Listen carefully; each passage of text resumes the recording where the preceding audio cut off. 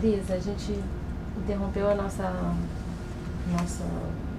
conversa mais cronológica quando você começava a nos contar a sua ida para a Índia. E o contexto e a novidade que isso representou também para o próprio CNPq, né, a ideia de e dentro da sua trajetória. Então acho que a gente podia retomar a partir daí e também você ficar à vontade para comentar coisas que você queira em relação à nossa conversa do último encontro, enfim, a gente partir desse ponto. Bom, acho que começo pela pergunta e depois passo para os pontos que ficaram, que eu notei. Bom, a ida à Índia, você mencionou o CNPq, né? Eu acho que uma coisa importante a dizer é que a ida à Índia não foi financiada pelo CNPq. Né? Isso aconteceu em 1987 e naquele período o CNPq, CAPES, as agências nacionais não financiavam esse tipo de pesquisa. Né? E eu mesmo fazendo parte depois de SEAD, CNPq, mesmo, enfim, nesse período bem anterior, na década de 80, a pergunta sempre era o que isso vai contribuir para, enfim, a compreensão do Brasil, etc. Então não havia muito espaço, não havia nem como pedir uma ida à Índia. Então, o que eu fiz foi pensar em pedir a Fundação Ford. Tá? E foi assim que eu fui, né? Com financiamento naquela época, porque hoje eu acho que também seria impossível, mas naquela época, enfim, você podia fazer uma demanda para uma pesquisa individual, né, que não tivesse um grande projeto.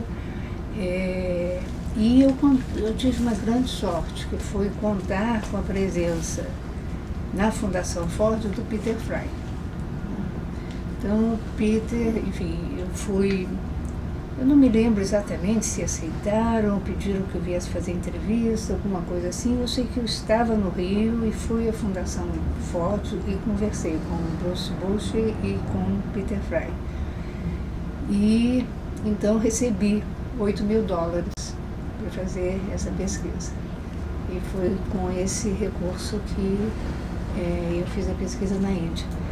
Antes eu já tinha eu tinha passado um semestre, aí sim, com bolsa do CNPq, num pós-doutorado na Universidade de Harvard, que eu sabia que tinha, enfim, toda a bibliografia, como já comentei da outra vez.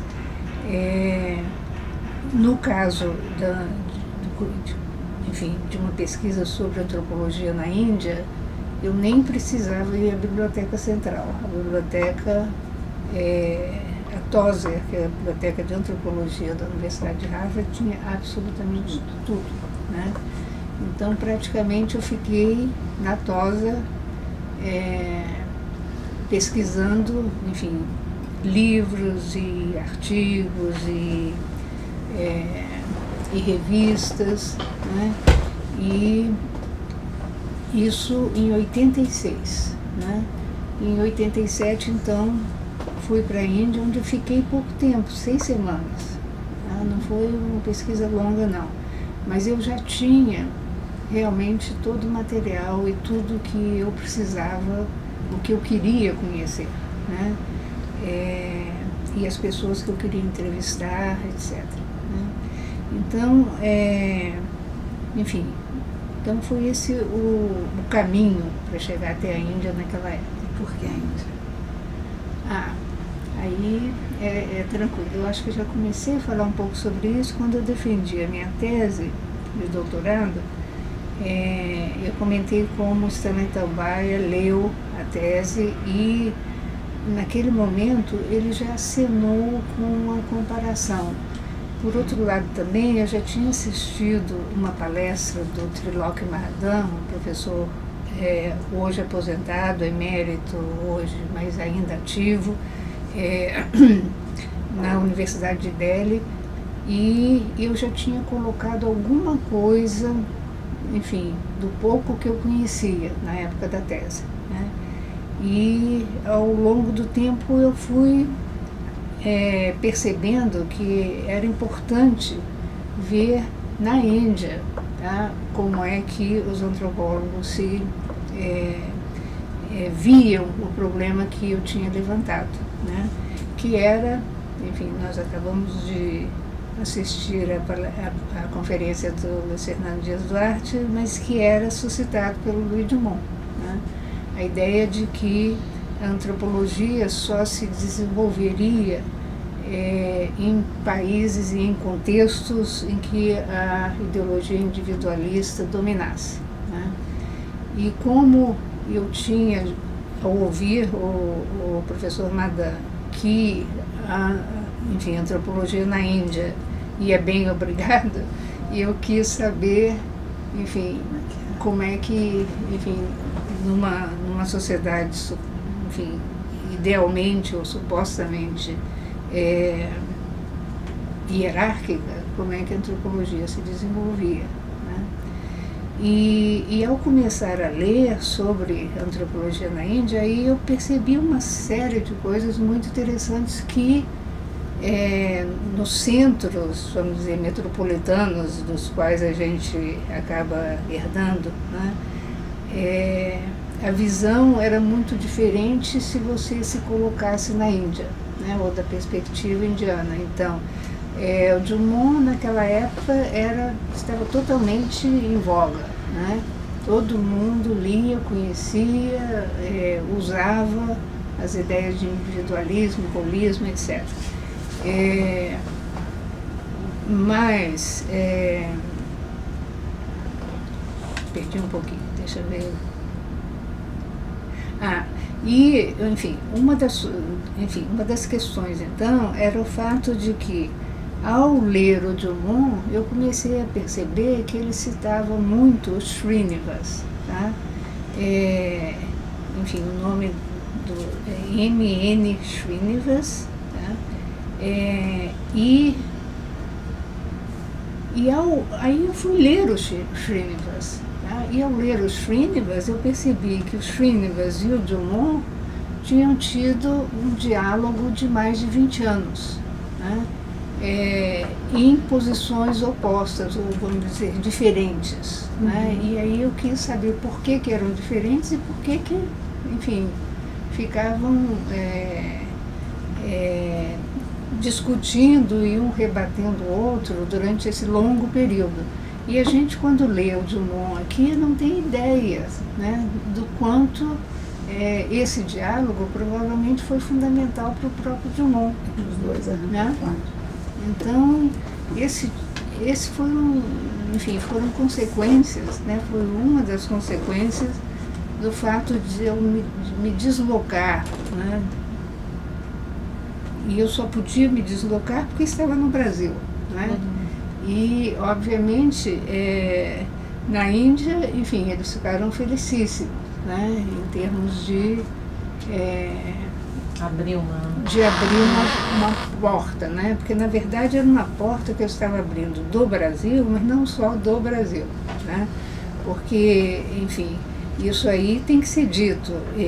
Se eu não tivesse o apoio naquele momento, acho que hoje seria dispensável, mas naquele momento, se eu não tivesse o apoio do Stanley Tambaia, do David Mabry-Lewis, eu não teria sido tão bem recebida na Índia, né? Então, era um vínculo, enfim, idealmente Brasil-Índia, mas que passava, né, pelos Estados Unidos, especificamente pela Universidade de Harvard, né? Então, foi assim o caminho, né? Hoje é muito mais fácil, né? Enfim, mas já se passaram 25 anos, né? 25 anos depois, eu tenho alunos e alunas de alunas que fazem pesquisa na Índia e que vão diretamente, né? Enfim, alunos que fizeram pesquisa na Índia para dissertação de mestrado. Isso era inviável naquele período, né? E qual que você acha que foi o saldo dessa, assim, você conta um pouco no seu memorial que isso gerou uma série de produções. A gente sabe que você fez vários artigos importantes em termos do que você falou que era teu interesse no doutorado, tua busca, né, como pesquisadora, e o que ficou dessa experiência assim, para você?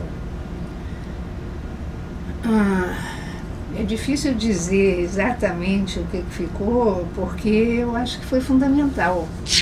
Tá? Foi tão fundamental que é difícil dizer nesse aspecto. Foi estruturadora, né? Foi estruturadora, né? Então, enfim, eu, a partir de então, deixei de pensar só da perspectiva do Brasil, né? Enfim, ampliou horizontes de uma forma muito fundante, né? Muito básica. Várias coisas que eu escrevi depois, eu usei material daquela época, inclusive para argumentar e às vezes contrapor posições, né, enfim, defendidas, vamos dizer, nos Estados Unidos ou até na Inglaterra, como foi o caso de um artigo, com o exemplo indiano, né? Então, enfim, eu realmente incorporei, né? Não passou a ser apenas uma experiência, passou a incorporar. E, curiosamente, eu acho que, enfim, e eu não esperava isso, como eu disse, foram 6 semanas, então 6 semanas é uma coisa breve, é uma visita, né? Que a gente recebe aqui tantas pessoas que ficam aqui um mês, 6 semanas, etc. Mas, enfim, por momento também da antropologia na Índia, etc., isso foi importante para um grupo que me recebeu. Tá? Então, até hoje, eu recebo mensagens de pessoas que vão à Índia, que mandam, enfim, tal pessoa perguntou por você, quer saber como é que você está, etc. Isso no nível pessoal, né? Mas no nível, enfim, mais acadêmico, intelectual, isso também acontece. Enfim, eu publiquei 2 artigos na Índia, coisa que eu não podia esperar, apenas por conta dessas 6 semanas, mas como eu tentava sempre traduzir o que eu escrevia para o inglês e mandava para eles, então, enfim, 2 artigos foram pedidos para serem publicados. Um no Contributions to Media Sociology, que eu acho que já está no memorial, acho que sim, já, né? Está aqui. E o outro depois, aí teria que ver o nome da revista. O primeiro número de uma revista... Sociology of India, né?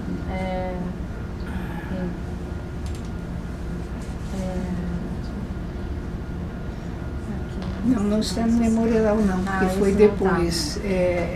Enfim, que foi a versão que em português saiu Onde Está a Antropologia, que saiu na Mana. Eu fiz uma versão em inglês, mandei para o Madan, ele perguntou, posso publicar? Falei, tudo bem, publico.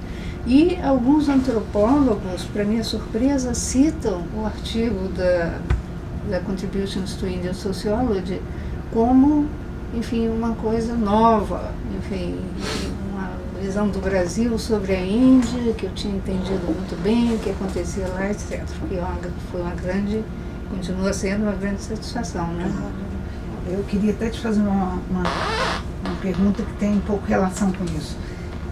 O tempo em que você foi para a Índia era completamente novo para os acadêmicos aqui e essa possibilidade de troca até surpreendente. E hoje, que você continua ativa e pensando e escrevendo e tudo isso, a Índia ocupou outro lugar, inclusive outra entrada, né? Você lembrou de pessoas que vão e que nem precisam dessa mediação.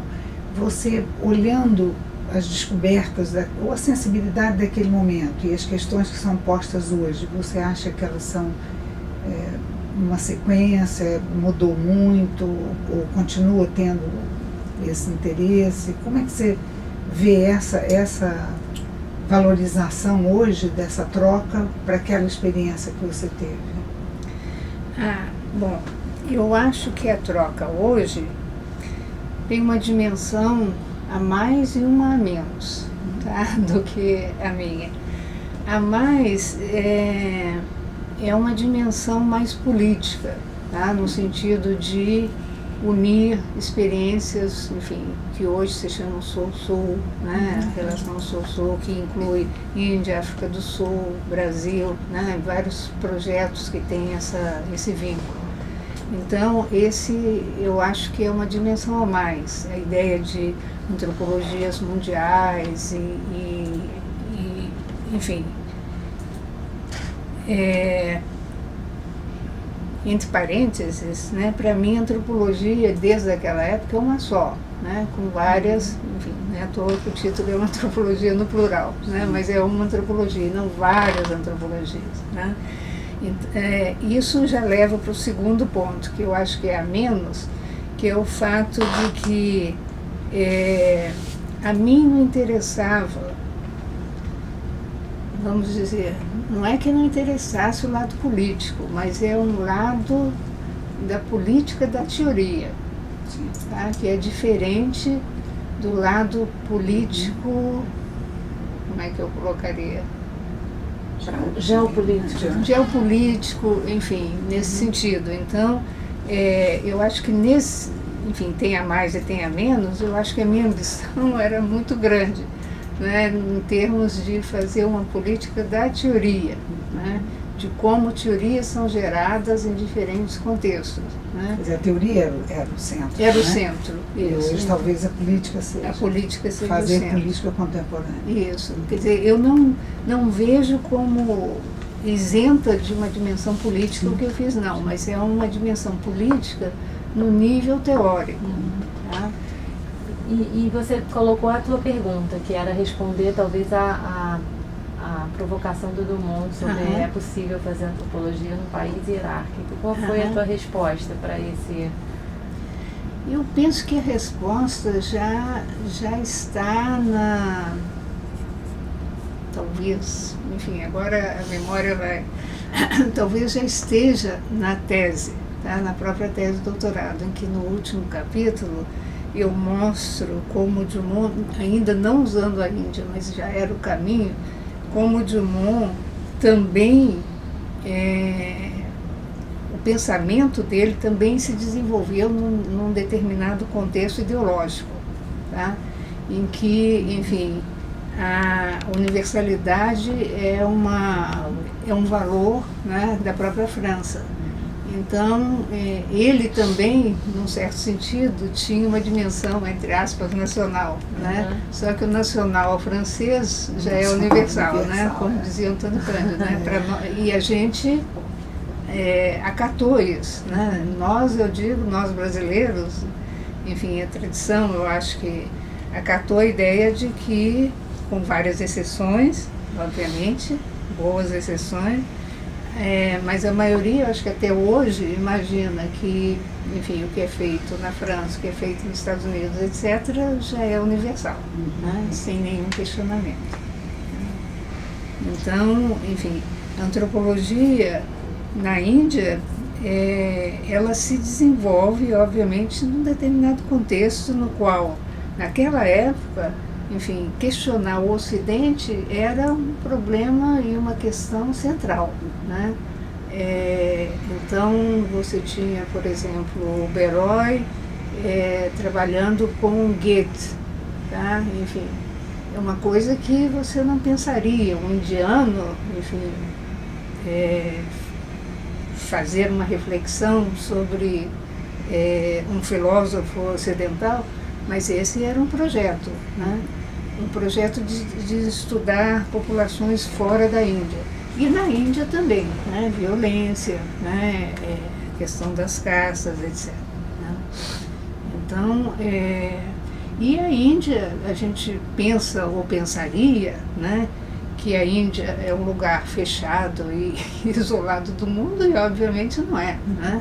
Então, como eu descobri lá através do Madan, enfim, havia uma reflexão de muito longo tempo em que se colocava o Ocidente como inimigo interno, né, mas que já tinha sido internalizado. Então, enfim, é parte constitutiva, né, viver um mundo em que o Ocidente existe, né, enfim, e que ocupa um espaço fundamental na própria definição cosmológica, né, da Índia contemporânea, da época, né, porque hoje, obviamente, isso acontece, né, mas mesmo na década de 80 isso já era uma coisa tranquila, né. Vou pegar a Carol, que num artigo seu de 2002 em que você fala dos pecados e das virtudes da antropologia, uma comunicação que você faz primeiro, você fala de uma ideia de extinção da antropologia nos Estados Unidos, né, o advogado daquela época nos Estados Unidos, mas eu ainda ouço conversas desse gênero vindas de americanos, não da antropologia, mas as pessoas falam, não, mas estudar antropologia por quê? Seria tão melhor, né, profissionalmente, mas também para você entender a vida, você estudar psicologia ou política ou isso, aquilo, outro. E em oposição a isso, uma época muito profícua da antropologia no Brasil, por exemplo, né? Queria saber de você, se você ainda vê essa situação como remanescendo, né, sei lá, da antropologia florescendo na periferia, entre aspas, no que à época você colocou em oposição ao centro. Né? Isso, se ainda é válido, se a antropologia... Acho que você está dizendo que a antropologia para você sempre foi e ainda é antropologia, mas como você vê? Não, eu acho que aí precisa ser feita uma distinção. A pergunta é ótima, deixa eu ver se eu consigo direcionar a resposta. Eu acho que aí precisa se ver a ideia de que a antropologia é feita por antropólogos e por não antropólogos, né? Enfim, você não precisa ter um doutorado, uma especialidade em antropologia para fazer antropologia, né? Essa é um ponto que eu venho defendendo bastante há muito tempo, né? Então, mas vou tentar responder a ideia dos Estados Unidos e dos pecados e das virtudes. Eu considero que nos Estados Unidos a antropologia realmente está em crise. Enfim, e tem muito pouca, como é que eu diria, legitimidade não é bem o caso, mas importância mesmo, tá? E uma das razões, eu acho que tem a ver com o movimento que se chamou pós, e que tem vários pós, enfim, se não me lembrando, pós-colonial, pós-moderno e até pós-antropologia, né? Mas por quê? Porque a ideia de antropologia que se contesta é a antropologia feita, especialmente o aspecto político da antropologia desenvolvida na primeira parte do século passado, né? Então, isso aí contaminou de tal ordem, vamos dizer, maculou de tal ordem a antropologia, que a antropologia passou a ter um valor muito pequeno, né? Enfim, foi realmente relegada, né? Então, eu acho que são poucos as universidades em que a antropologia tem prestígio ainda frente a outras áreas. E entre essas outras áreas, eu chamaria atenção para os programas de STS, né? De Science, Technology and Society.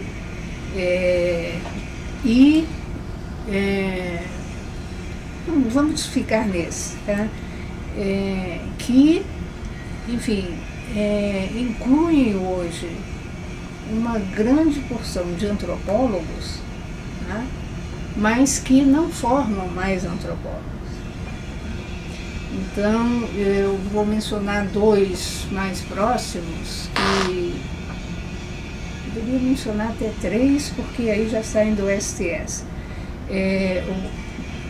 O Michael Fisher, que foi formado em Chicago, como eu mencionei antes, um dos grandes programas de antropologia, dos mais respeitados, né? O Paul Rabinow, enfim, outro antropólogo, o Vincent Trapanzano, que hoje está quer dizer, sempre esteve, na verdade, no departamento de literatura comparada.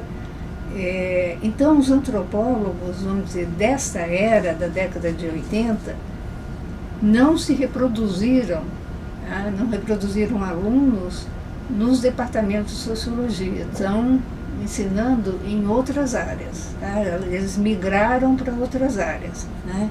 E a antropologia ficou com essa pecha de uma disciplina colonialista, né, resultado da colonização, etc. Então, eu acho que a antropologia realmente está em crise nesses lugares, né?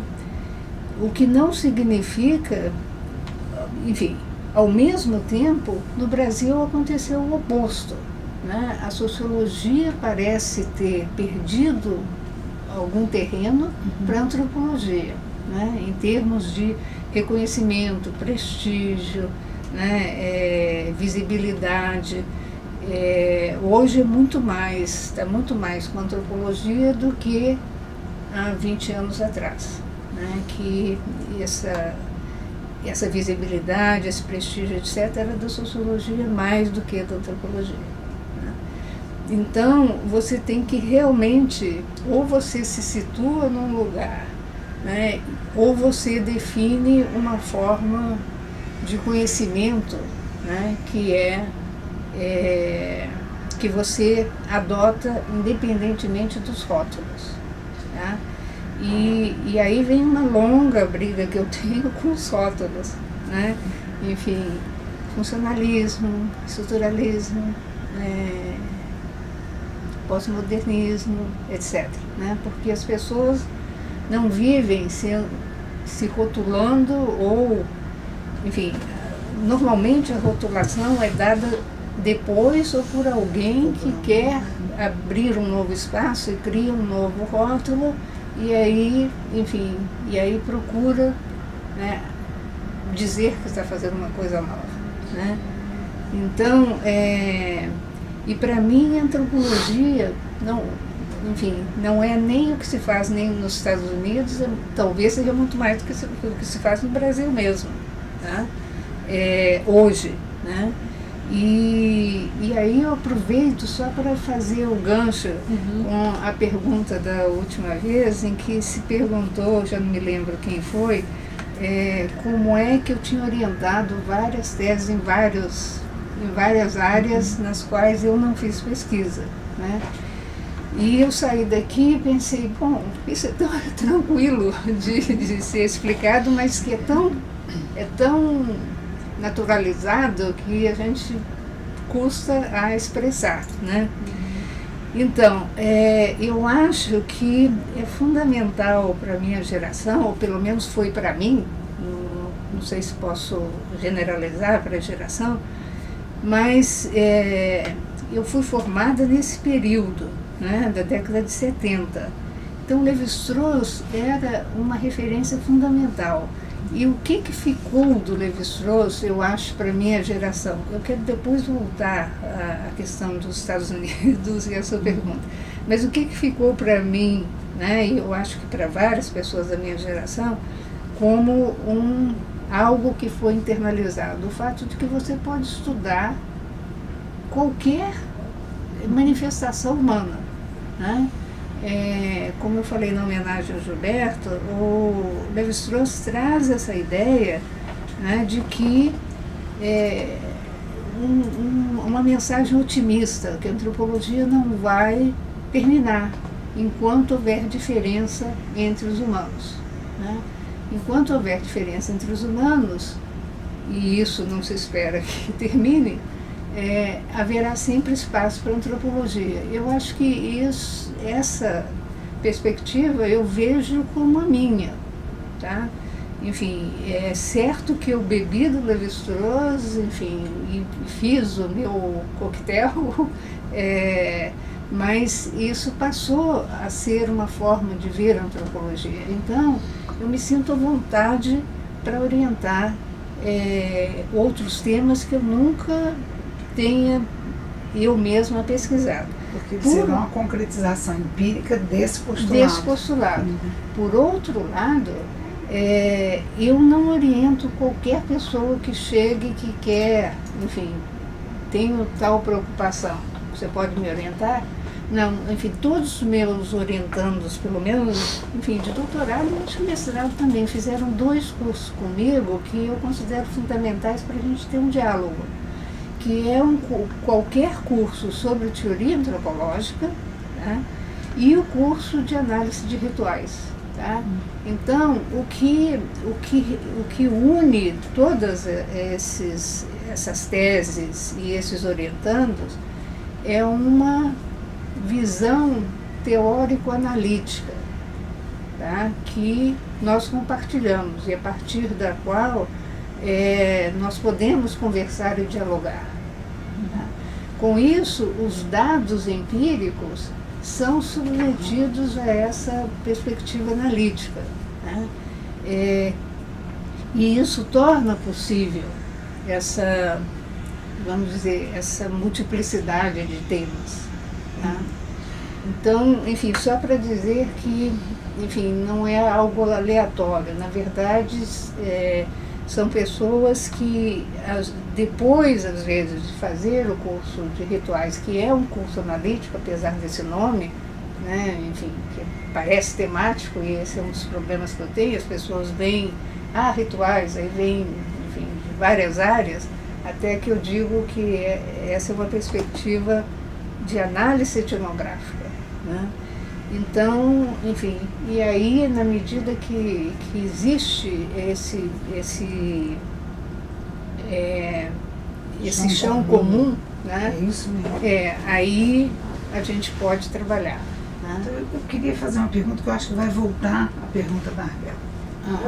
Na hora que você estava expondo a crise nos Estados Unidos, eu fiquei me perguntando se isso dizia respeito, então, a uma alteração na forma de formar, quer dizer, na maneira de fazer a antropologia como ensino, que é uma área muito cara esse projeto nosso, né? O que você acha, como é que está a formação do antropólogo? E eu gostei de ouvir, porque você um pouco sugeriu que talvez a gente estivesse aqui mais fiel, digamos, ao que seria um projeto de formação mais consolidado. E que talvez os Estados Unidos tenha entrado numa fase mais fragmentada, de mais pulverizada. O que você acha que aconteceu lá e que se manteve aqui para o Brasil, nesse caso, ter essa particularidade a favor, né? Eu considero que seja a favor. Tá? Eu considero que é privilégio a gente estar no Brasil, enfim, estar desenvolvendo aqui e não, vamos dizer, no meu caso particular, de estar inserida num projeto numa universidade americana, por exemplo. Né? Enfim, eu acho sim que há uma diferença na formação e que foi alterada nessas últimas décadas. Primeiro, uma observação, que era o que eu tinha a responder a Arbel, que é o seguinte: esses que eu mencionei, enfim, que eu dei como exemplo, a geração do Michael Fisher, Crapanzano, Rabinal, etc., eles se formaram em programas de excelência, tá, em antropologia, tá, e depois saíram. Então, quando eles ensinam em programas de STS ou de literatura comparada, etc., eles não ensinam o fundamento da antropologia, vamos dizer, os clássicos, etc. Você tem uma lista de leituras que devem ser feitas E, eventualmente, você tem um Evans Pritchard, um Malinowski, isso Lévi-Strauss se lê em uma semana. Tá? Eu passei um semestre no MIT e vi os cursos básicos formadores de STS dados por um antropólogo, né? São cursos em que você tem uma leitura ampla, tá? Enfim, de sociologia, filosofia, difusa, né? Enfim, vamos dizer, século XX. Então, se lê alguns nomes, entre os quais você tem uma semana de Lévi-Strauss, tá? Uma semana com os Argonautas. Tá? E é isso. Né? Eu fiz uma consulta alguns anos atrás, talvez uns 2, 3 anos atrás, sobre cursos de formação de várias universidades, cursos de antropologia, aí já não é SS, é antropologia mesmo, americanas. E, enfim, o nosso ensino é muito diferente.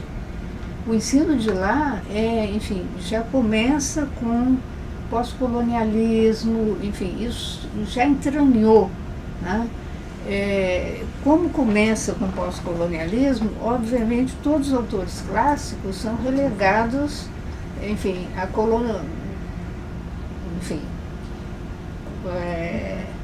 colonialistas, enfim. Isso foi muito parte do movimento do final dos 80, da reforma do Western Civilization. Mas já chegou na Costa Leste. Já teve o seu, pois é.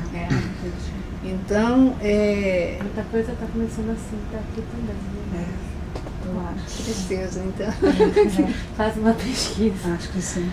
Infelizmente. Mesmo acontecendo. Bom, a gente, enfim, como é que chama? Universal é o que se faz nas metrópoles, então. Sim. Então, aí nesse caminho realmente não tem jeito, né? A gente vai continuar sendo enfim, remanescente de alguma era. Né? Mas, enfim, eu li recentemente um artigo, um artigo de um autor, os nomes tão terríveis, né? Depois enfim, um jovem que fez um mestrado na Universidade de Santa Catarina e que fez uma pesquisa sobre os programas de teoria e história da antropologia. Guilhermo Canabria, não, alguma coisa Bria. Mas ele agora é do museu. Agora é do museu, isso, doutorando do museu, exatamente. Ele é colombiano. Isso.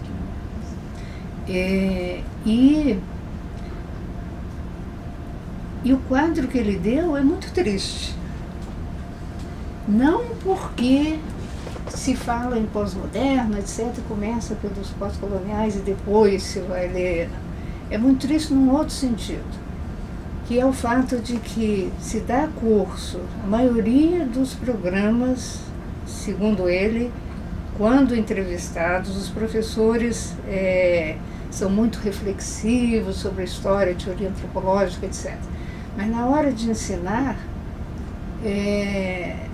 enfim, primeiro que ensinam por fases, né, dentro dos rótulos. Então, enfim, você lê autor X porque é um evolucionista, depois você lê um outro porque é funcionalista, depois você lê um outro porque é um estrutural funcionalista, depois mais um porque é estruturalista, e assim vai, né? Interpretativista. Então, esses rótulos, enfim, parecem realmente uma doença, né? Que pega e não solta, né?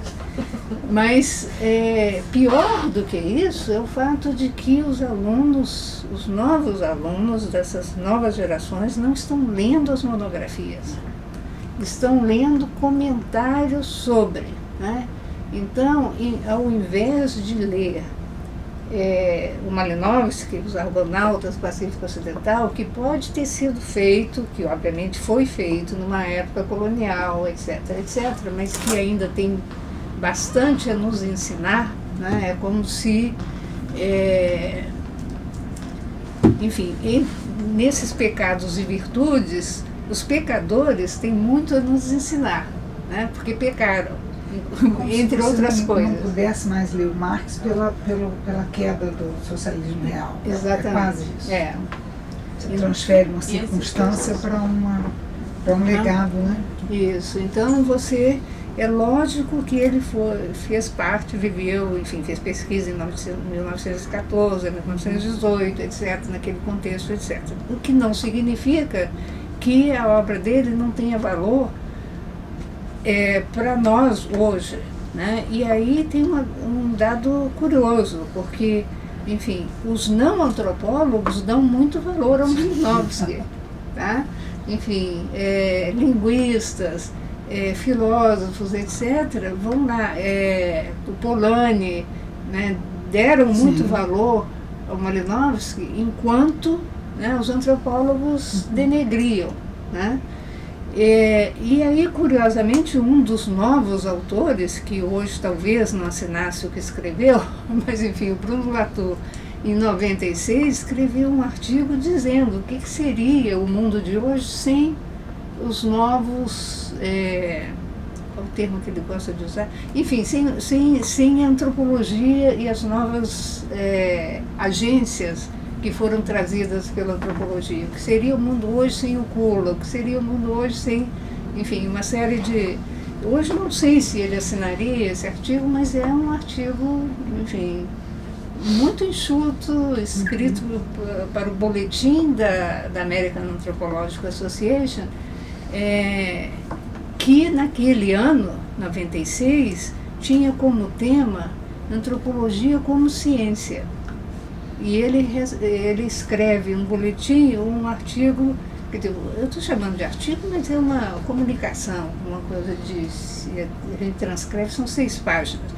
E o título é Not the Question, né? Isso para antropólogos, né? Dizendo, essa não é a pergunta se a antropologia é uma ciência ou não. E aí ele usa o argumento de que se for pelos critérios de cientificidade até da física, a antropologia está no topo, tá? Porque descobriu agências que eram impensadas no Ocidente, né? Então a contribuição da antropologia é imensa. Agora, o que acontece, voltando então, o que acontece no Brasil? O que acontece no Brasil atualmente é que, então, não se lê as monografias, isto é, se perde, né, a contribuição e lê-se comentários. Então, em vez de ler os argonautas, vão ler o George Stocking sobre como se isso pudesse ser uma formação teórica. Não é. O próprio Stocking sempre, eu fiz 2 cursos com ele, é muito claro que ele não considerava que ele era um antropólogo, né? Numa dos seminários que eu participei, alguém perguntou, mas por que né, nunca fez pesquisa de campo, etc. Ele falou assim, justamente porque eu não saberia fazer pesquisa de campo. E aí ele dá um exemplo, eu não saberia, aí é bem o viés americano, eu não saberia se eu encontrasse um guarda-chuva amarelo, eu não saberia o que aquilo significa. Enfim, ele tinha tão medo, né? Enfim, confesso, e claro, porque ele não fazia antropologia, ele fazia história da antropologia, ele era, enfim, um especialista em história, né? Em historiografia, estabelecendo novos padrões para a historiografia, o que ele é muito competente. Mas não serve ler a história da antropologia para virar antropólogo. Né? E esse é um dos problemas que eu vejo atualmente na nossa formação, que não é nem o fato de, enfim, patinar por outras áreas, mas é ler os clássicos através, né, de uma leitura de um comentador, que obviamente qualquer comentador, eu inclusive, quando comento, eu estou partindo de um ponto de vista, né? E nunca vai substituir a leitura, né, do próprio autor, né? Acho que a gente está num momento que tem muito a ver com uma produção um pouquinho posterior sua, que é o A Favor da Etnografia, que a gente já falou. Que é bem antigo. Mas é pós-antropologia plural, né? É. Antropologia plural. Então, em vários artigos desse livro, eu acho que o ponto central, se me corrija se eu estiver errada, é mostrar exatamente isso, mostrar teoricamente e através de uma série de argumentos o quanto que essas monografias elas são uma contribuição fundamental da antropologia. Por outro lado, você mesma nos contou alguns dos dilemas que você enfrentou ao fazer um doutorado com fontes diferentes daquelas da etnografia clássica, né? E como, de certa forma, isso formou essa base que você usou agora para explicar a orientação de temas com os quais você não vinha trabalhando, esse olhar, a antropologia como uma base teórica, né? Uma visão teórico-analítica, na sua expressão agora. E eu acho que esse é um tema que, embora você prefira que seus alunos façam etnografia no sentido mais tradicional da palavra, a gente tem, como esse aluno que você acabou de citar, muitas pesquisas sendo feitas na antropologia brasileira, onde as fontes são fontes impressas, fontes históricas, fontes entrevistas, outras fontes. Como que você vê essa diferente... E eu acho que talvez não seja só a leitura, então, que não é a leitura das monografias, mas talvez a gente também não tenha tanta pesquisa de etnografia clássica quanto a gente gostaria, né? Eu acho que combina com o que eu ia perguntar. Então mesmo. Não, porque então, isso, então exatamente. Formula para ver se... Não, porque eu acho que esse é o ponto que a Karine levantou, que era o que eu também estava querendo saber, se o que mais essencialmente a monografia nos ensina é a maneira de fazer, se é esse aprendizado da maneira de fazer, que o que a Karine está dizendo, que está cada vez mais afastado das formações, né? Você substitui a ida ao campo, essa observação mais demorada, por outras fontes que talvez não traduzam tão fielmente o que a antropologia clássica valorizou. A essência da monografia é um ensinamento do que prestar atenção, de como conduzir, porque aí de fato elas não ficam datadas, né? Aquele exemplo lá do Malinowski pode não ser mais ele, mas a maneira como ele percebeu, ou selecionou, ou valorizou, continua tendo atualidade numa formação. É nesse sentido? É nesse sentido, e eu acho que eu acrescento, gostaria de acrescentar tantas coisas que eu acho que vão fugir. Metade vai fugir na medida que eu estou, porque, enfim, vocês tocaram num ponto muito importante para mim. Bom, primeiro, eu acho, deixa eu ver se eu consigo tocar nas questões, senão vocês me perguntem novamente, porque eu quero responder. Primeiro, eu acho que as monografias realmente são extremamente reveladoras da forma como se conhece, né? Da forma de conhecimento da antropologia, né? Que, presta atenção, o que dá valor, né? A forma como as pessoas se comportam, se comunicam, o que eventualmente se pode chegar à ideia do que elas podem ou pensar, né? Como elas se comunicam, enfim, eu acho que eu vou recomeçar. Enfim, as monografias nos ensinam, né, que eu acho que vamos usar o Malinowski como exemplo,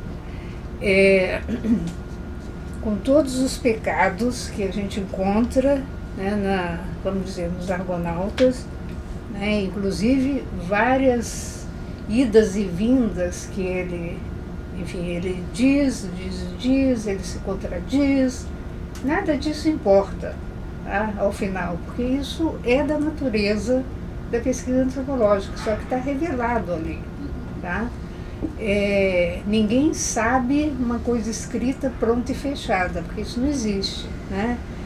Agora, ele teve realmente, enfim, o grande insight, não só de procurar regularidades, etc., mas chamar atenção para os imponderáveis. Tá? Você pode até chegar a perspectivas, enfim, a regras daquela sociedade, maneiras de fazer as coisas, etc., e, no entanto, ser totalmente rompido, porque aconteceu por acaso, foi imponderável, etc. Isso tem que ser levado em consideração.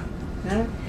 Então, e justamente porque ele tinha a pretensão de chegar ao ponto de vista nativo, né, aquela velha, tão discutida, etc., não importa se consegue ou não importa que se quer, né, que se deseja chegar ao ponto de vista nativo.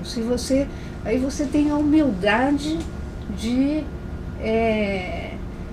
tentar ver como é que pode se conseguir isso. Tá? Então, essa coisa de multissituada, etc., isso já era posto próprio, né, nos Argonautas. Não é à toa que ele vai para várias ilhas, etc., ele fica em Sydney, ele conversa com determinadas pessoas, etc. Então, não vejo muita novidade, exceto o fato de que não se dá crédito, enfim, a quem começou. Mas,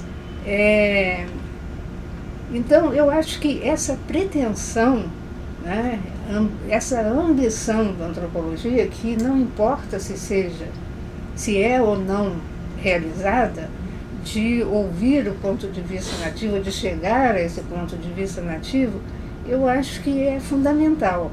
Tá? A experiência de campo cria uma situação de grande desafio. Né? E aí eu devo confessar uma coisa. Eu fiz a minha experiência de campo, se eu olho para trás, eu fiz muito pouca experiência de campo. A minha experiência de campo é o mestrado, né? No Ceará. Querendo, como eu coloquei da outra vez, emular, né? Evans Pritchard, a gente brincava, porque ia num caminhãozinho cheio de panelas e não sei o que, etc. Enfim, um sentado na boleia, o outro dizendo como é que vai. Enfim, era a própria entrada no campo, né, para ficar isolada, essa coisa toda. Mas eu acho que eu preciso lembrar de uma outra cena, tá, que é anterior a essa. Quando eu fui para o Ceará, viajei de avião de Brasília a Fortaleza. Né? E o avião, não sei por que razão, porque se eu olho no mapa, não tem por que ele passar pelas praias. Mas, enfim, eu acho que ele foi ao norte, talvez Piauí foi descendo para o Ceará, não sei. Mas eu sei que, olhando para baixo, eu via várias praias e várias, enfim, comunidades, vários grupos de casas. Né? E nesse momento eu senti uma coisa assim, que eu acho que, enfim, foi alguma coisa assim que me marcou muito, porque eu me perguntei, quem sou eu, né, para brincar de Deus, para ir para uma dessas comunidades que eu nem sei e dizer o que eles pensam. Uhum. Então, para mim, foi enfim, obviamente eu esqueci isso, porque eu fiz pesquisa de campo vários meses, enquanto fazia, tá? Mas isso sempre me marcou, em termos de que eu queria dizer como eles pensavam. E, na verdade, a minha dissertação de mestrado é isso, né? É uma tentativa de explicar o que é a reina, o que está por trás dessa crença, etc. E que, enfim, felizmente não ficou só para mim. As pessoas com quem os pescadores com quem eu conversava mais chegaram ao mesmo quadro estrutural que eu desvendei ao mesmo tempo que eu. Então, a partir daí, quando eu perguntava, bom, aqui é assim, mas e tal peixe, como é que seria em Fortaleza? Eles diziam, não tem muito sangue, não tem muito sangue, tem escama. Quer dizer, todos os critérios que eu tinha elencado para mim mesma já estava visível para eles, porque eles também chegaram junto, então eles já classificavam de acordo com os critérios que eu achava que estava pela primeira vez desvendando. E acho que para eles foi uma revelação também, eles entenderem qual era o sistema que estava por trás. Enfim, mas isso aí eu acho que é uma experiência que deve-se ter, se for possível. Mas eu não acho que só se faz antropologia, enfim, com pesquisa de campo, não. Eu tenho a preferência de orientar pesquisa de campo, tá? De orientar dissertações que nasceram de pesquisa de campo. Mas eu mesma deixei de fazer, né? Enfim, fui fazer depois aqui em Paranaíba, em que resultou o primeiro artigo sobre os documentos. Mas é uma experiência riquíssima, né? É uma pena um aluno de antropologia não passar por essa experiência. Por isso é que eu estimulo que se tenha essa experiência e depois vai se fazer antropologia com outras coisas, com outros problemas, com outros temas empíricos, etc. Marisa, a gente pode entender então que essa reflexão tão extensa que você fez a respeito do campo, da relação, desse empenho, né, ambicioso, né, de chegar ao ponto de vista do nativo, diz respeito a uma atitude, quer dizer, é uma maneira que traduz muito uma atitude que o pesquisador, que o intelectual, uma atitude inclusive de humildade tem que ter. Não. Eu acredito que sim. Enfim, ponto de partida é uma atitude de humildade, de que você aprende uma coisa nova, enfim, de que você descobre algo que você não sabia antes e você quer,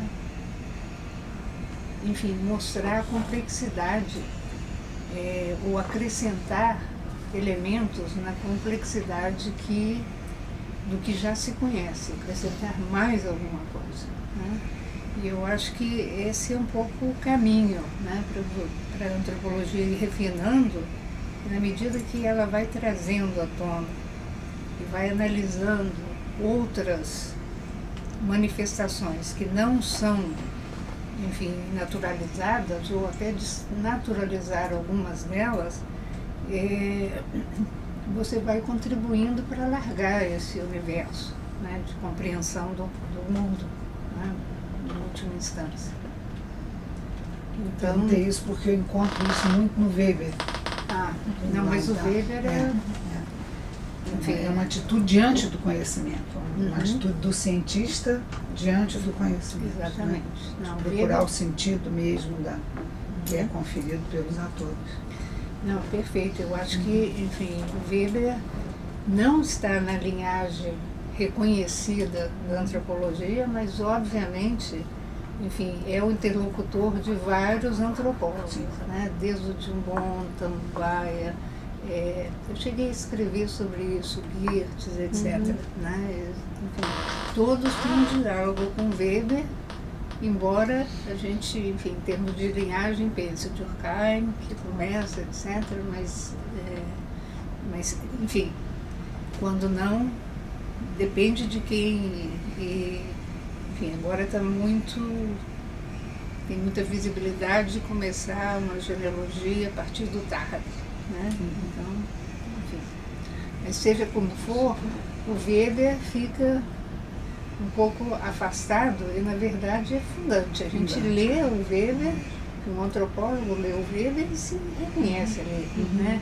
A ideia da eterna juventude, né? Das ciências sociais, etc. bom. Minha pergunta tinha mais a ver com outra coisa que a gente pode retomar mais adiante. Não, mas o dia pode ser, se já estiver engatada na outra, já... Tá.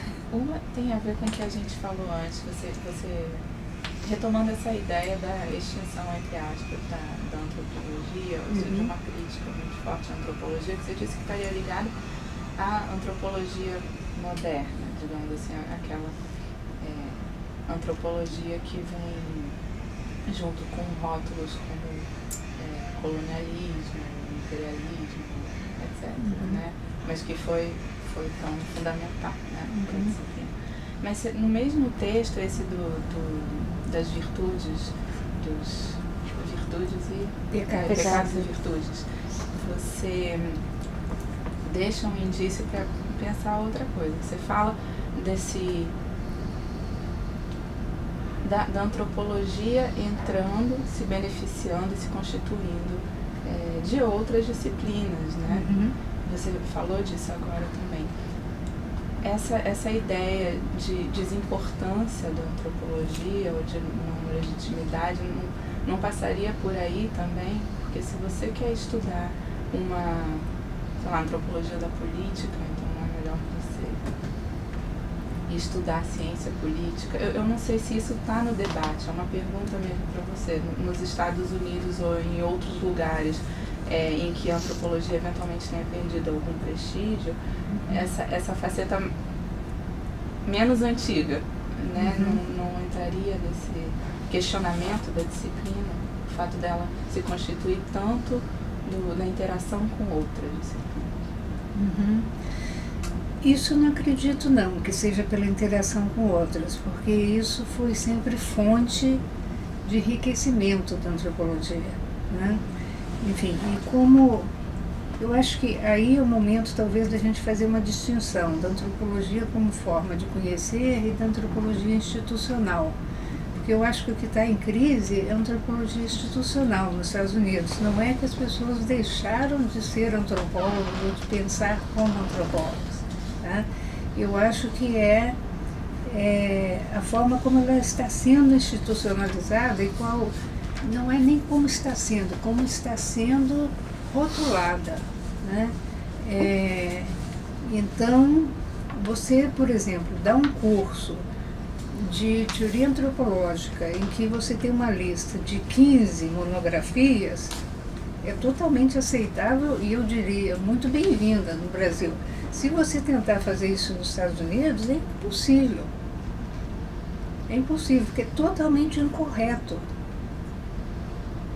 É visto como, enfim, algo que você está perpetuando Um cânone excludente, né? Que exclui. Né? Excludente. Enfim, você está perpetuando todos aqueles valores, supostamente, que são só, né, colonialistas, etc. Né? Sem ver o outro lado. Né?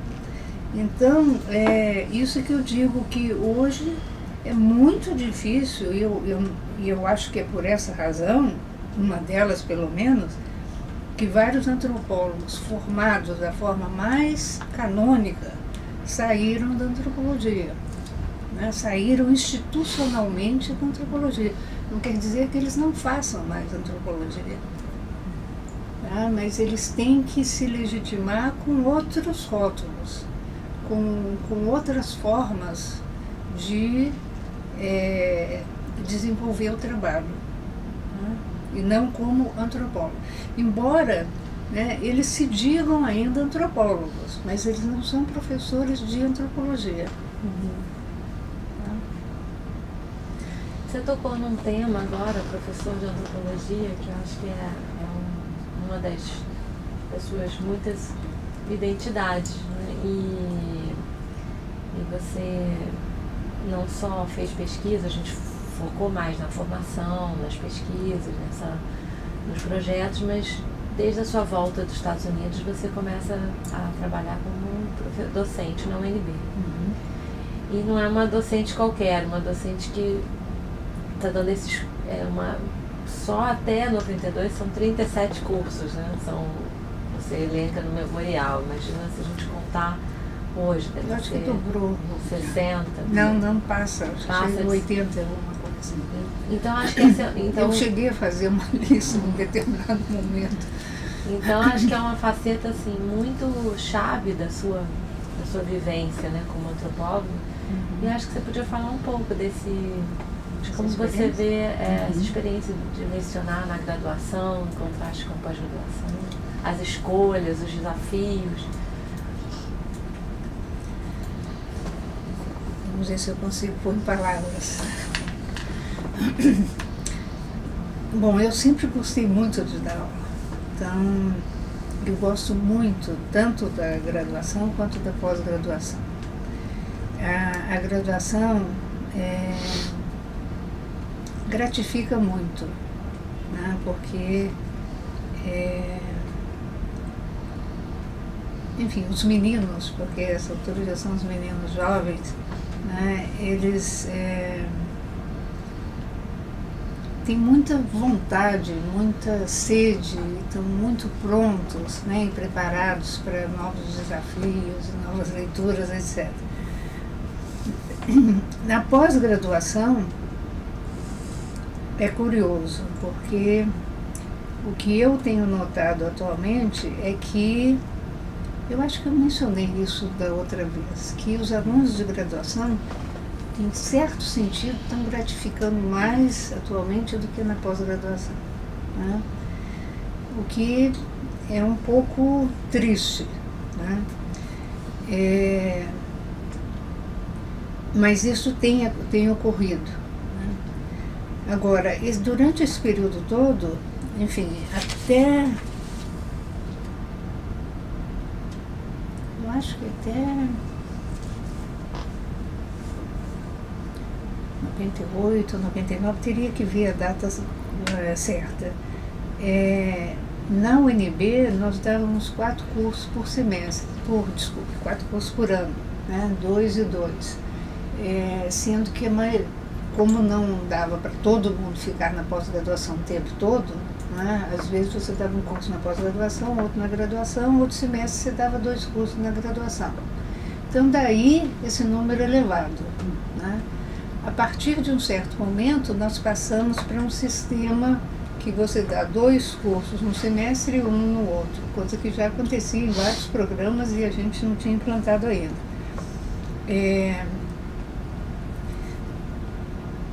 Então, eu não tenho aqui o número, mas foi na ordem dos 80 e alguma coisa cursos que eu dei. Então, enfim, eu encontro muito no avião pessoas que vêm falar comigo, eu fui sua aluna, enfim, eu hoje faço tal coisa, etc. E que, obviamente, na graduação você não tem como, né? Algumas poucas pessoas você lembra desse período. Agora, a maioria dos cursos que eu dei são cursos de teoria ou de análise, ou analíticos, né? Que são os cursos de história, da antropologia. Enfim, se eu mandar para você uma lista de disciplinas que eu dei, a maioria são de cursos de primeiro semestre ou segundo semestre. Na graduação também dei muitos cursos de teoria antropológica, 1 ou 2, porque são 2, dividido em 2 etapas, e muitos cursos que eu chamo, enfim, que criou-se essa ideia de chamar, porque era o único registro que havia, ritos sociais. Então, chamar ritos sociais, que não corresponde ao curso, mas que é esse curso analítico, né? Então, essa é a maioria dos cursos. E eu dei muitos cursos monográficos também na graduação. Isso é uma experiência que eu repeti algumas vezes, que era o seguinte: quando, enfim, na teoria antropológica 2, na graduação, eu chegava com uma lista de 5 ou 7 monografias e perguntava aos alunos o que vocês gostariam de ler como esqueleto do curso. Então, uma vez, acho que 2 vezes foram os argonautas, uma vez foi o Leach, sistemas políticos, tentando lembrar, talvez alguma coisa de Evans Pritchard, mas enfim, então esse fica sendo o espinha, né, do curso. Enfim, o curso sobre os argonautas, por exemplo, a gente lê do começo ao fim os argonautas durante um semestre, bem devagar, e fazendo algumas paradas estratégicas. Então, quando ele fala de economia, a gente para e abre para ver o que a antropologia já, enfim, estudou sobre economia, quais eram os debates da época, como é que ele foi apropriado depois, etc. Aí seguimos o caminho, enfim, a gente faz o curso inteiro, né? Aí segue o caminho, quando ele fala sobre magia, a gente para, enfim, e faz alguma coisa, retoma. Quando fala sobre linguagem, então vamos ler alguns linguistas, enfim, e assim vai até o fim. E, enfim, é uma coisa que a minha experiência foi que os alunos gostaram demais. E leram de uma forma como eles sempre reclamam, que eles não leem nenhum trabalho inteiro, né, nenhuma monografia inteira, só lê pedacinhos, capítulo, introdução, conclusão, etc. Né? Como as formas elementares da vida religiosa, as formas elementares, não, esse é do parentesco. Formas elementares do parentesco é uma vida religiosa. Mas é outro. Enfim, nós sabemos o que enfim, o livro do Durkheim, você lê introdução e conclusão, não é a parte central, a carne. Então, que é o Durkheim mais antropológico. Que é o Durkheim mais antropológico, né? Então você tem, enfim, normalmente o Durkheim são 2 sessões, mesmo na pós-graduação, para você ler o primeiro livro e o segundo livro, né? Para você ler o desenvolvimento daquelas ideias, porque ele é só introdução e conclusão, você perde, né, a argumentação, como é que ela se constrói, etc. Então, um pouco, eu acho que, voltando a favor da etnografia, um pouco essa defesa da ideia de que você tem que dar, da mesma forma que você dá crédito às pessoas que, enfim, que antigamente se chamava dos informantes, hoje se chama dos interlocutores, etc. Enfim, você também tem que dar crédito aos autores. Você só dá crédito, só pode dar o crédito devido aos autores se você deixa eles falarem. E eles só falam através das monografias inteiras, não pedacinhos. Né? E, Marisa, acho que um desafio também de todo professor é não só apresentar ideias e propostas de texto, mas avaliar. Avaliar é sempre difícil, né?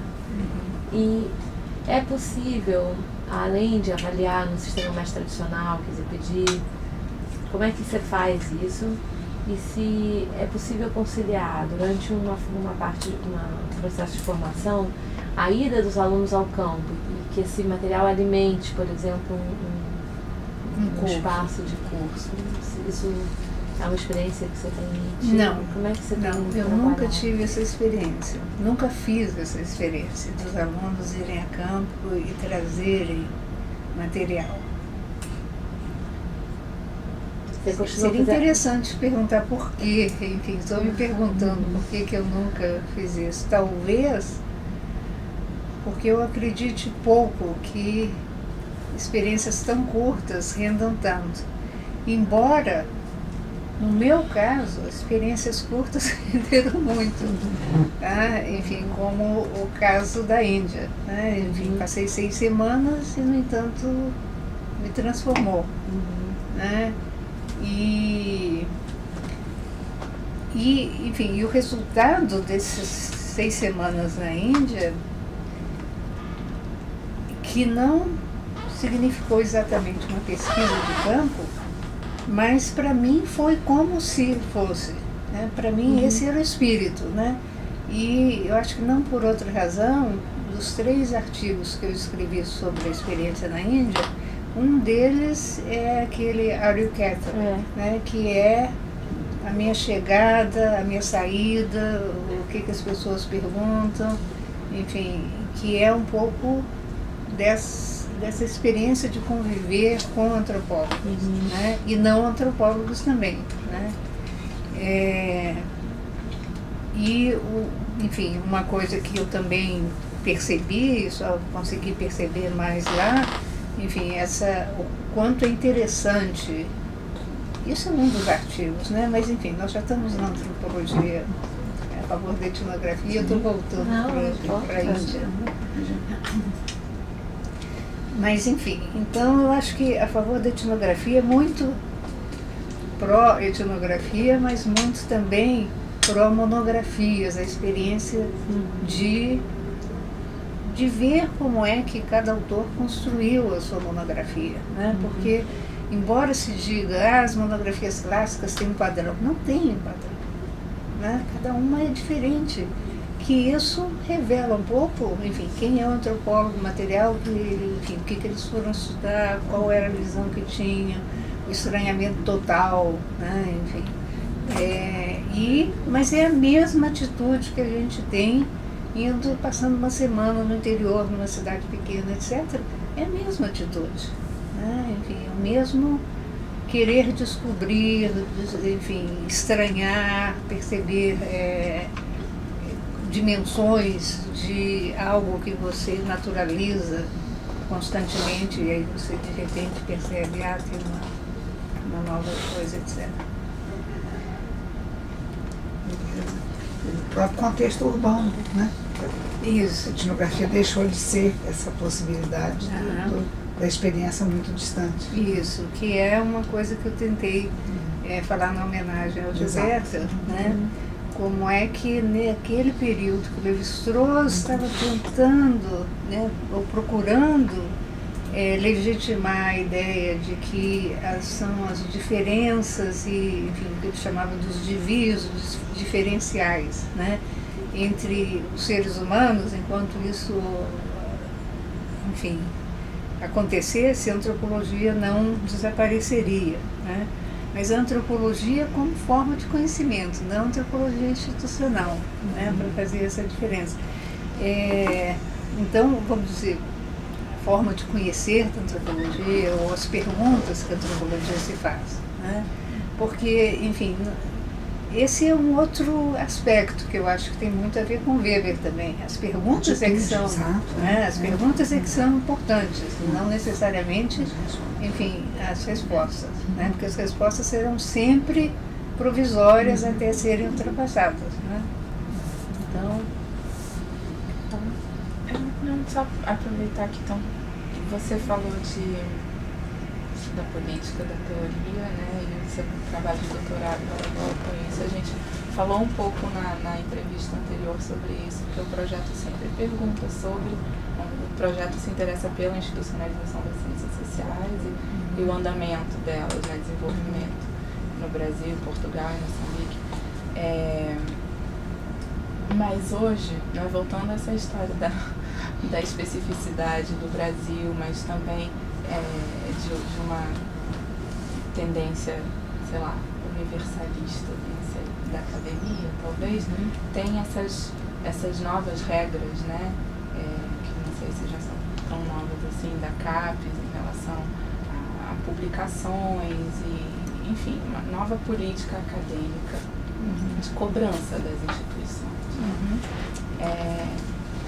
Você, não sei se é uma pergunta complicada e solta demais, mas você arrisca esboçar uma cara das ciências sociais, não sei, da antropologia, depois dessas exigências que estão sendo colocadas, a partir dessas exigências que estão sendo colocadas? Eu penso o seguinte, Arvel, que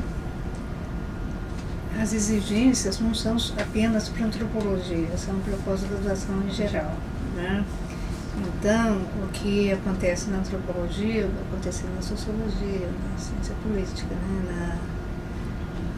Enfim, qualquer disciplina, né? Mas pensando só na história, pensando só nas ciências sociais, enfim,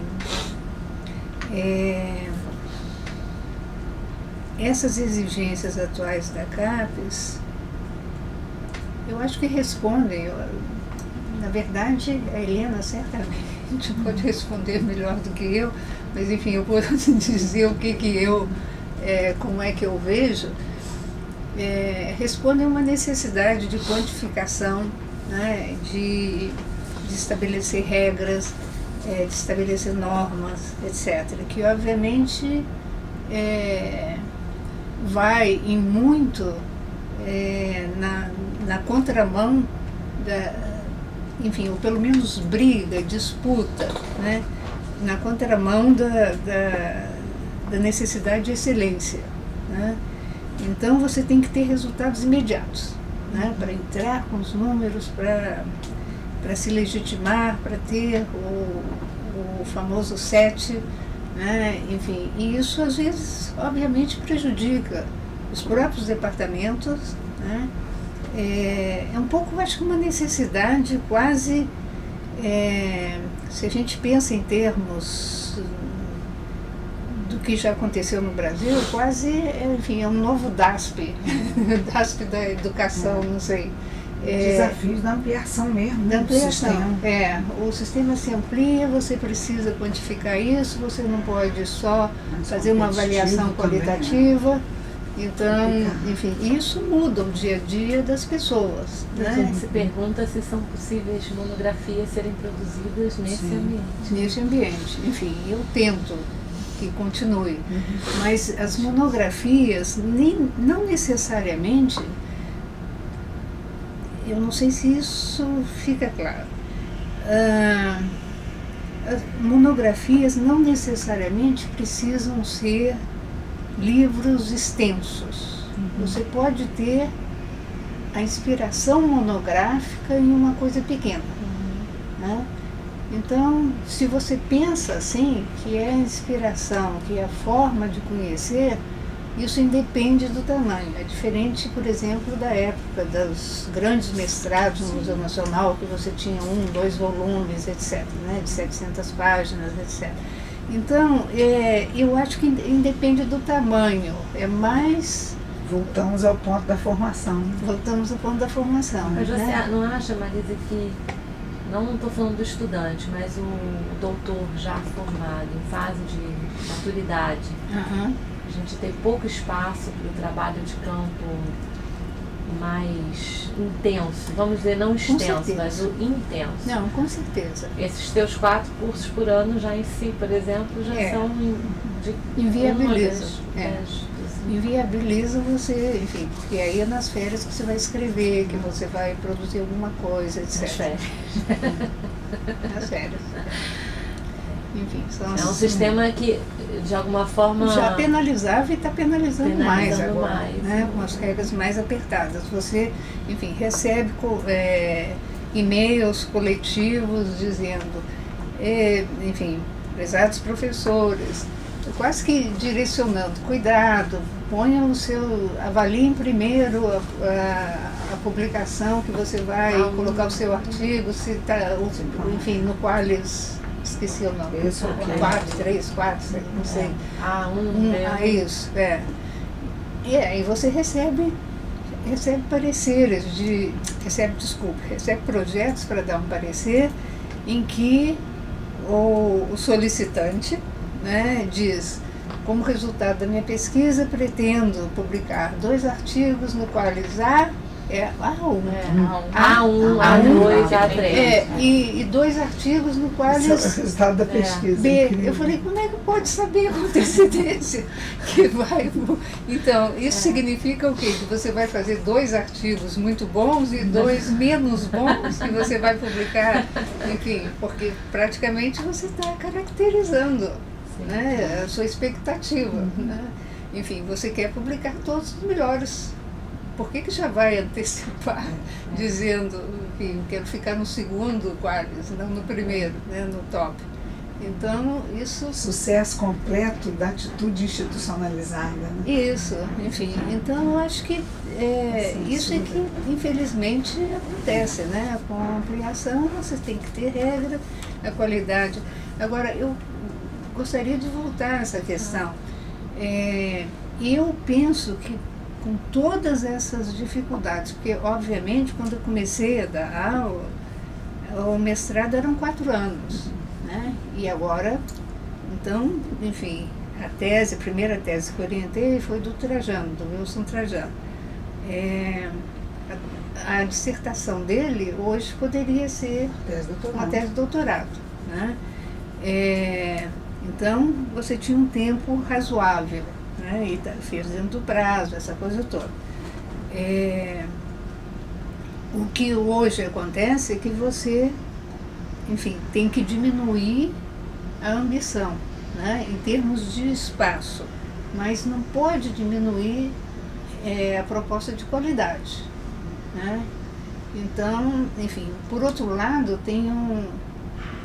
eu costumo contar muito para os meus alunos, mas eu não sei de quem partiu isso. Se foi Bertrand Russell, enfim, que escreveu uma longa carta e depois, enfim, no final ele diz: desculpe por ser tão longa, mas não tive tempo de fazer mais curta. Então, enfim, fazer uma coisa mais concisa às vezes é mais difícil do que fazer uma coisa longa. Mas esse é o desafio atual, né? De você pensar, enfim, equacionar de forma que você não perca a qualidade e faça algo mais leve, né? Marisa, você nessa...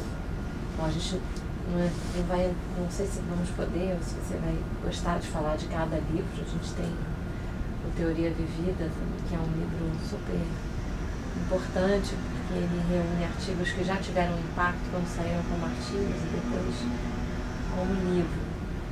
E ao mesmo tempo, também numa fase em que você começa a fazer pesquisa no Brasil, né? Pesquisas de outra natureza, abrem outros temas. Então acho que a gente podia falar um pouquinho sobre essa produção dos anos, final dos anos 90 para os 2000. Mas ao mesmo tempo eu queria retomar um tema que você menciona, o encontro etnográfico, diálogo teórico, que é um artigo anterior, mas que tem muito da abordagem da teoria vivida, né? Porque o próprio título já não... Não, eu estou achando curioso. É uma ponte, estou fazendo uma ponte entre o Teoria Vivida... A gente não tem essa consciência. Mas é um texto anterior, né?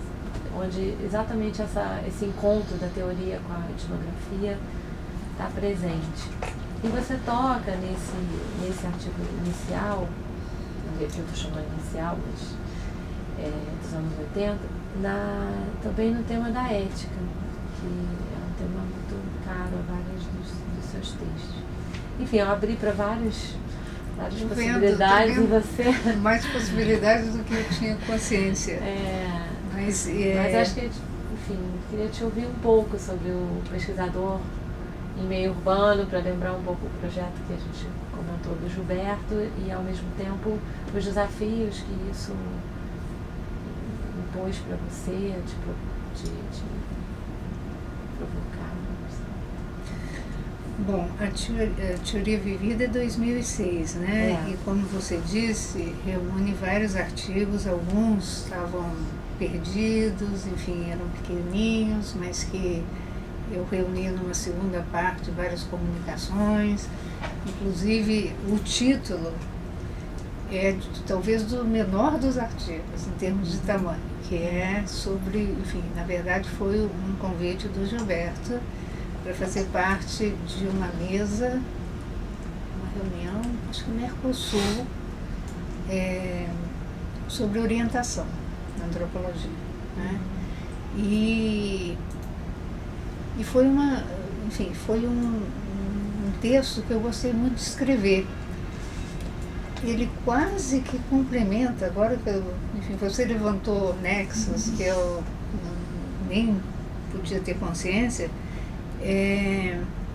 ele um pouco tem uma continuidade num artigo que eu escrevi em homenagem ao Meibro Luiz, que foi meu orientador. Ele saiu na Mana quando ele faleceu. Saiu junto com vários outros artigos também, que chama Lembranças. E que eu falo um pouco sobre a minha relação com ele e ele como orientador, né? E o quanto ele me influenciou sem eu saber, né, ao escrever o artigo, ao relembrar vários aspectos da nossa relação, eu descobri o quanto eu assimilei dos ensinamentos dele, né? Então eu acho que são dois artigos que se complementam. Esses dois eu tenho consciência. Esse que você lembrou, eu realmente acho que teria que ler o de... É sobre o Vicente Carvalho. Isso eu sei, sobre o livro Whiting, até aí eu sei, mas não me lembro exatamente do argumento. Mas enfim, então... Falando de orientação, né? Sobre orientação, então, enfim, eu escolhi porque era um pouco, representava, inclusive, não só a orientação, mas o que é que você faz como professor, o que você faz quando orienta e qual o seu papel na vida acadêmica e na vida intelectual, que eu escolhi esse como título, tá? Não como a teoria que fica lá para você pegar quando serve, mas a teoria que você vive, né, no dia a dia, até aqui, quando eu estou falando, obviamente, enfim, sou informada de alguma forma, porque não, é uma teoria que é uma espécie de uma cosmologia, né? Mas eu esqueci o ponto que você queria chegar. Não, e falando sobre os desafios que numa fase que você começa a fazer pesquisa no Brasil, material... Enfim, eu fiz pesquisa no Brasil antes, no mestrado, né? Claro. Enfim, sim. Mas é algo como poderia ser, né? Eu acho que eu falo isso no memorial, que poderia ser uma ilha no Pacífico, na Melanésia, enfim, tem muita, quase que desempenha o mesmo papel, com as devidas proporções, obviamente, porque não passa de uma dissertação de mestrado, né, mas aquela necessidade que você tem de mostrar que é competente, né, que vem desde Florestan, Roberto da Mata, etc. Né, você tem que mostrar que você é competente na análise de um material. E, obviamente, depois, os temas que se seguiram depois são mais ligados, né, enfim, seu projeto. São mais ligados à sua emoção, à sua vivência contemporânea mesmo. E cada vez isso foi aumentando, né? Enfim, eu mencionei da última vez como é que a tese de doutorado veio de uma necessidade naquele momento, independentemente do resultado que teria, né? Eu acho que a mesma coisa aconteceu quando eu fui para Rio Paranaíba, quando eu chego lá e vejo que, enfim, eu vinda de centros urbanos no Brasil, chego lá e de repente vejo que carteira de identidade ninguém tem, mas todo mundo tem título de eleitor e título de eleitor era o mais significativo, né? E tinha várias implicações nisso. Daí, isso foi em 1980, enfim, mas só começo a explorar mais isso já fim dos anos 90, né? E eu acho que é por essa razão que está a Teoria Vivida, os dois últimos capítulos já são sobre os documentos. Um é um texto que foi publicado em 96, mas foi escrito em 92, tá? Eu apresentei numa reunião da ANPOC de 82, mas só foi 90. Publicado em 82. 80? 82. Foi publicado em 86. Quando me pediram, já foi publicado? Eu falei, não, então podemos publicar no primeiro número da revista de Sociologia, do Departamento de Sociologia da UNB, Sociedade e Estado. Aí publicaram em Sociedade e Estado, em 86, que é a primeira publicação, mas foi escrito em 82, acho que saiu na série Antropologia, não com o nome que ficou depois, Silêncio Sem Documentos, saiu como Reflexões sobre Cidadania no Brasil, alguma coisa assim. Mas, infelizmente, né, na hora que foram paginar o livro, eu escrevi como nota de rodapé, explicando que era um texto daquela época, etc. Porque foi para o fim do livro, então ninguém lê. Né? Enfim, as notas de pé de página, você lê? Então, ótimo, pelo menos sim. Mas para indicar que é um texto muito anterior. Tá? E depois disso, já saíram mais 2 ou 3, enfim, que eu trabalho não só com material do Brasil, mas aí resolvo ver isso como é em outros lugares. Né? Eu teria um plano, porque não sei se vou realizar, um plano de voltar à Índia para ver como é que esse processo está ocorrendo na Índia, porque, enfim, você tem 1 bilhão de habitantes que vão ter uma identidade, porque não existe uma identidade nacional. Né? Então foi Bill Gates para lá, uma série de pessoas de informática, etc., para ver como fazer isso. Né? E a aposta que eu acompanho por jornal é de que você terá uma identificação e que vai ter, obviamente, uma tarja, etc., mas a identificação será feita digital. Né? A minha experiência no Brasil é que isso não funciona. Né? Enfim, todos os prédios que eu entro e que você tem que entrar pela marca digital, quando chega na roleta, não passa, e aí o porteiro abre para você e fala, pode entrar. E aí, obviamente, vai no estereótipo. Né? Se você, enfim, está aparentando, tem boa aparência, etc., o porteiro manda entrar. Né? Senão, digital funciona. A digital não funciona, mas o porteiro funciona, né? Deixa passar. E em outros casos isso não ocorre. Né? Enfim, então eu creio que ainda continuo fazendo antropologia, embora, enfim, nos últimos 2 artigos a fonte é o New York Times. Tá? Isso a gente ia perguntar justamente o que você estava fazendo hoje, quais são os seus projetos. Não, eu já sabemos que ela vai para a Índia.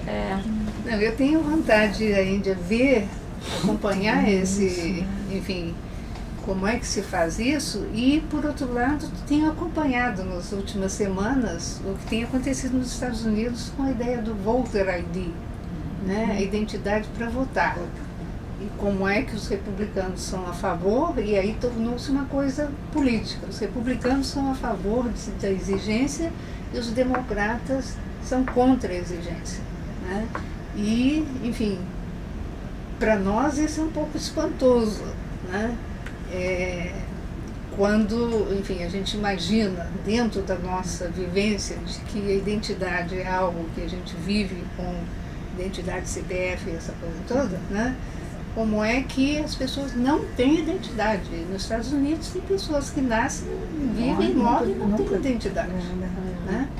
Então, a identidade é para a classe média, enfim, ou pelo menos, enfim, tem uma linha, né, de demarcação de quem tem identidade. Né? Então, abaixo dessa linha, as pessoas não têm identidade. Não tem. A gente já entende o voto republicano. E aí, enfim, tem uma conotação totalmente, não só política, partidária. Né? Político-partidária. Enfim, então, uma coisa vai levando a outra, enfim, as coisas vão acontecendo, enfim, o mesmo conselho que eu dou para os alunos: calma, pode ficar tranquilos que as coisas vão acontecer, que acontecem comigo também, né? Vão aparecendo, enfim, e você vai correndo atrás. Muito bom. Teve alguma coisa que a gente deixou de perguntar na sua lista, na sua cabeça? Não. Eu acho que o que eu lembrei foi essa coisa do Lévi-Strauss da minha época, etc. Não tem espaço para acabar a antropologia. É. Muito bom. Muito Tem obrigada. dezenas de perguntas, a gente tem que poupar e entrevistar. Né? Vocês também, nossa mãe. Muito bom, Marisa. Obrigada. Muito obrigada, A gente... Beleza, você vai ver.